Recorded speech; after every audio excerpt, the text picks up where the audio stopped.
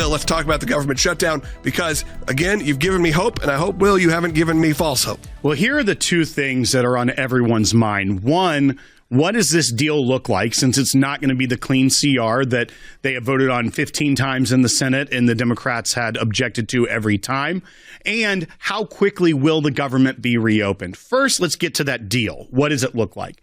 And as our director of government affairs reached out and told me this morning, he goes, it seems like the left held the American people hostage for 41 days and got nothing out of it. And in reality, it isn't the full year clean CR as they were trying to get.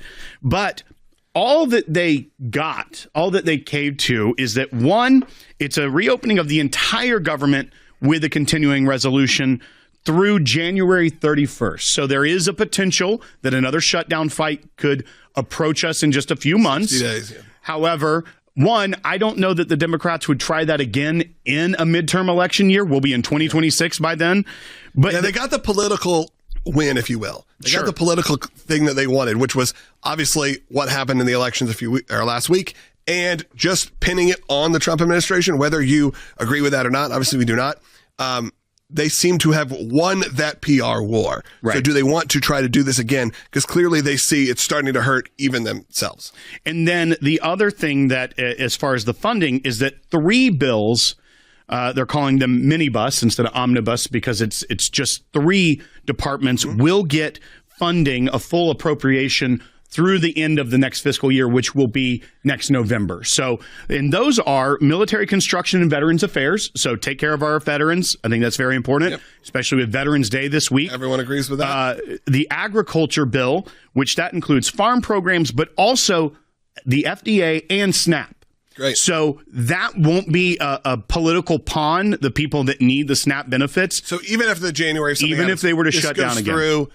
Even during a government shutdown that could occur in 2026, this is covered at least through November. Yes. So the SNAP issue will not be an issue for those that need it. They will not be used by the Democrats again in January if they decide to shut down the government again. And then the legislative branch, because of course they have to pay themselves. But that also is the staffers and the Capitol Police and things of that nature will also be funded the rest of the year, so the fiscal year, so through next November. So that's what is coming out of that. They also got the promise of a vote on those Obamacare subsidies that they had made this entire thing about in December. So they'll have debate on it, and they will see if it passes the Senate. That is something that they had been fighting for. They actually wanted it. Most of the senators wanted it in this spending package to go ahead and be voted on there, but they are being given a vote on that. But one thing I think that the majority of even on the right and things of that nature, they were making it not actually what it is. The way the left made it seem was as if this was a subsidies, all of the Obamacare subsidies. So basically gutting the program. No, all of the ones that are under the core Obamacare passed are still there and will remain there.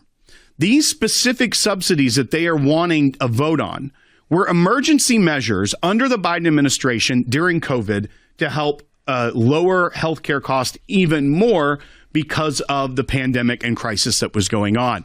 Those were meant to expire. They were set up by the Biden administration to expire as an emergency measure. The Democrats are now making it seem as though this is the entire bill. They're trying to make everyone's healthcare go up and completely gut the Obamacare system. And that just isn't true.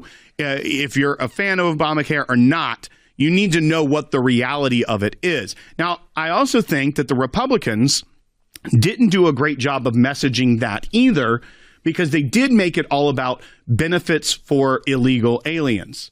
And while there are parts of those subsidies that could benefit people and go to people that are here illegally, it also wasn't the full picture. And I think that it is important.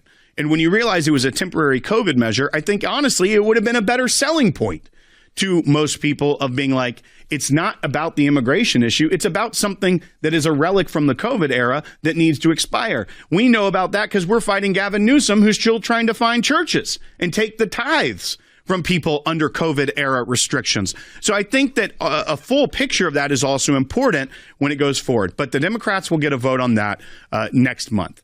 Now, I know you're begging to know, Logan. When's this thing going to pass? When is the government going to be open? Today. It all depends on... I was being wishful thinking. I mean, it can't be today no matter what.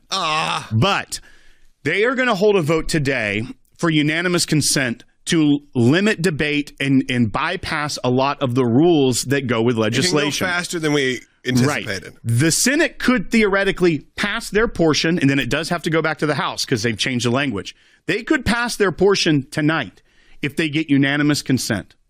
But all it takes is Bernie Sanders or Chris Murphy or Chuck Schumer, who's already under a lot of pressure, to deny that unanimous consent and make it force this into a longer protracted period. So either the Senate can get it out of their chamber tonight or not until like Sunday, because they have to have debate on each of these measures. There's going to be multiple 60-vote thresholds. So the rest of the senators are going to try to pressure those that went to the middle in this case. I mean, it's not like this is a Republican bill, so you can't really say they went to the right, but they went to the middle with common sense to try and end this madness.